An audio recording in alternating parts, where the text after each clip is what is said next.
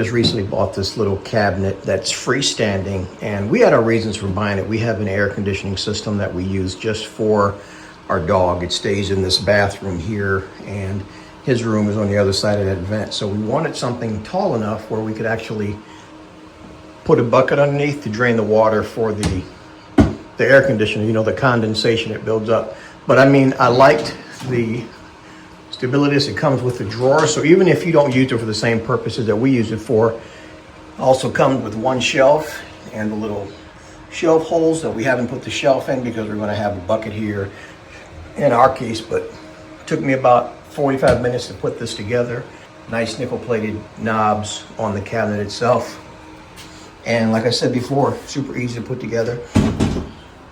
Has this little opening here on the back. I'm not really sure what this is for, but again, we're going to use this to put the hose to the condensation hose for this air conditioning system down in here. We're going to set this machine on top so it will drain the condensation. We don't have to worry about the thing getting so full that it's hard to empty. But again, regardless of what you would purchase it for, this is a really nice cabinet. Stands about 3 feet tall.